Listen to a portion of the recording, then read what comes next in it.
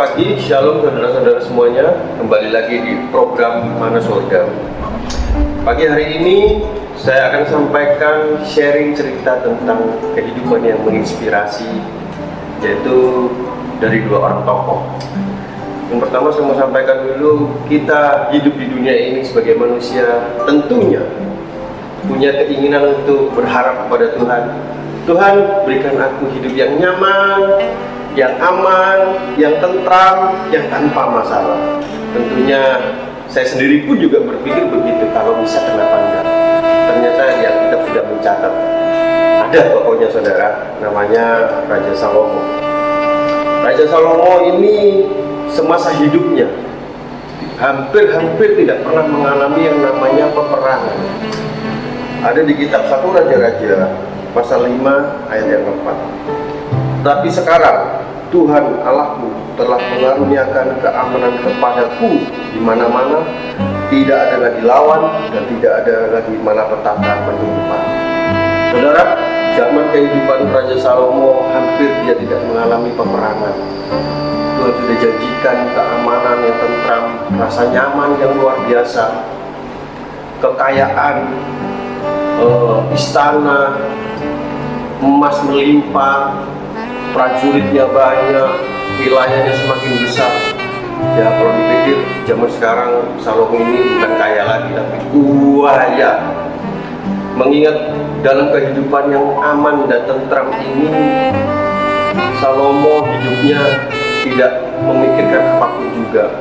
Dia tidak harus berperang, dia tidak harus memikirkan strategi macam-macam, dia cuma menikmati hidup. Tetapi saudara, ada di ayat berikutnya, yaitu Salomo menghasilkan keuangan. Di sini dibicarakan tentang emas. Emasnya begitu melimpah, kekayaannya terus berdatangan sampai istananya dilapisi oleh emas. Mungkin waktu itu perak sudah tidak ada harganya. Emas adalah bahan yang pertama dan yang terutama di dalam zamannya Salomo. Sebagai pria juga tentunya Salomo memiliki istri 700 orang. Ya, itu pria saudara. Dan 300 gundik, 700 istrinya ini adalah wanita pilihan. Kalau digilir untuk ketemu dengan satu orang itu dibutuhkan waktu 3 tahun saudara. Tetapi saudara, ini masalahnya. Ketika hidupnya yang tentram ini, ketika hidupnya yang nyaman ini, membuat Salomo berpaling dari Tuhan. 1 Raja-Raja ayat 1 Raja-Raja 11 ayat 4 sampai 6. Sebab pada waktu Salomo sudah tua, istri-istrinya itu mencondongkan hatinya kepada Allah-Allah lain, sehingga ia tidak dengan sepenuh hati berpaut kepada Tuhan Allahnya seperti Daud ayahnya. Demikianlah Salomo mengikuti Asitoret, dewi orang Sidon, dan mengikuti Milkom, dewa kejijikan sembahan orang Amon. Dan Salomo melakukan apa yang jahat di mata Tuhan, dan ia tidak dengan sepenuh hati mengikuti Tuhan seperti Daud ayahnya. Masalahnya saudara, ketika Salomo tidak fokus kepada Tuhan, ketika rasa nyaman, tentram, dan keamanan yang luar biasa ini membuat dia lupa, dia lebih terpikat kepada kecantikan istri-istrinya, sehingga mengakibatkan dia berbuat jahat kepada Tuhan dan meninggalkan Tuhan. Masalahnya ada di situ saudara. Berbeda dengan satu tokoh berikutnya adalah bapaknya Salomo, yaitu Daud. Masa hidup Daud hampir tidak ada waktu untuk enjoy, tidak ada waktu yang aman untuk dia pikirkan. Baru nyaman sedikit, terjadi perang lagi, baru enak sedikit, perang lagi. Kalau dilihat grafiknya itu naik turunnya itu tajam saudara.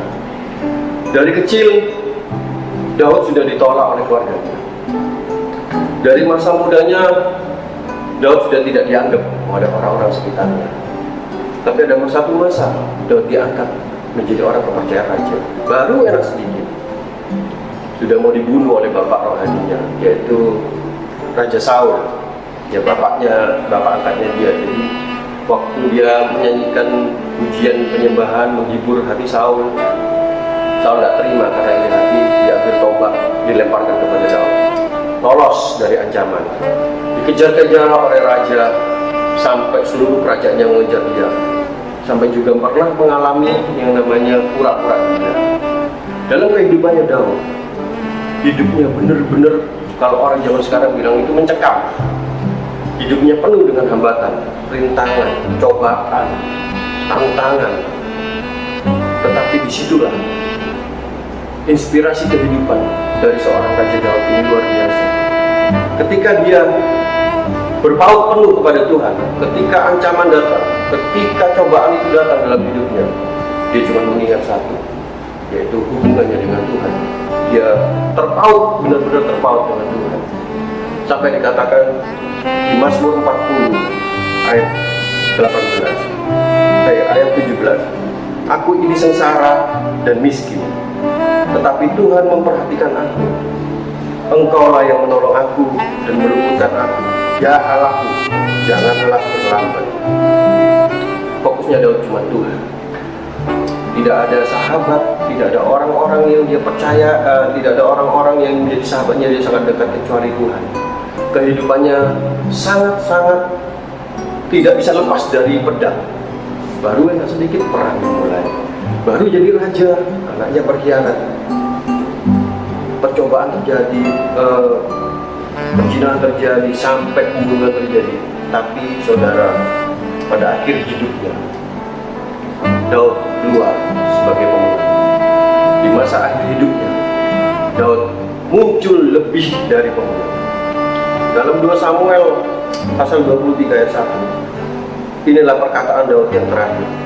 Tutur kata Daud bin Isai dan tutur kata orang yang diangkat tinggi, orang yang diurapi Allah, yang pemazmur yang disenangi di Israel. Daud memiliki 2 gelar, saudara.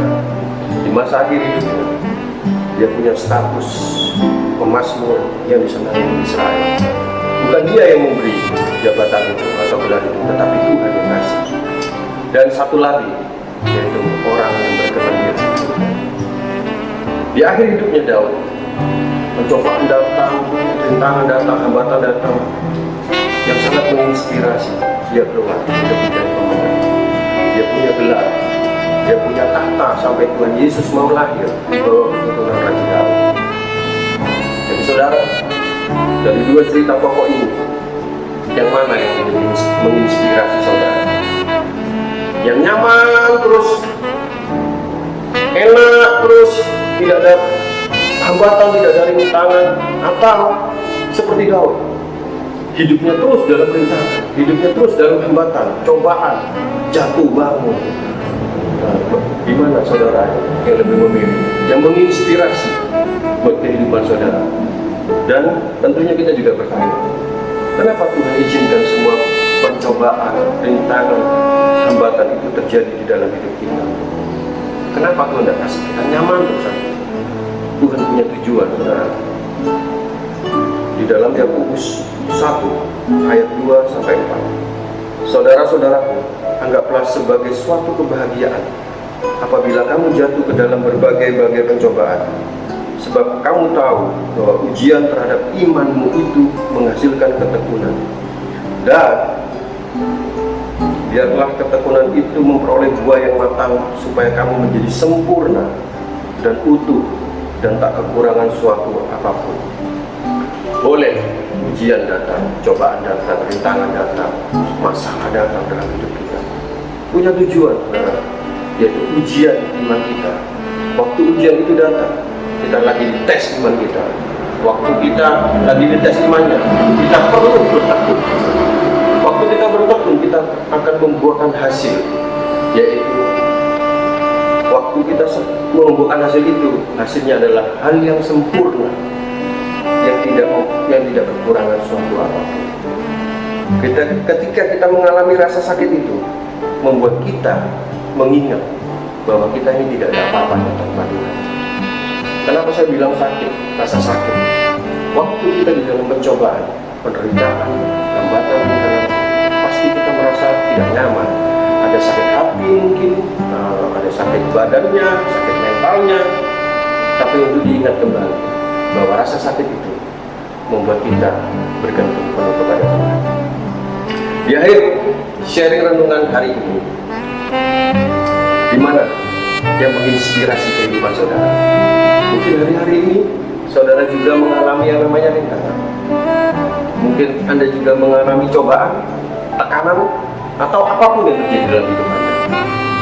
Jangan takut, jangan khawatir, be strong, dan jangan pernah lupa, kita tidak pernah sendiri. Dia Allah Immanuel yang menyertai kita sampai selama-lamanya, dan sampai kita keluar menjadi lebih dari pemenang. Terima kasih, selamat pagi, mari kita tundukkan hati kita. Terima kasih Tuhan Yesus buat renungan hari ini Tuhan. Berikan kami anak kekuatan Tuhan.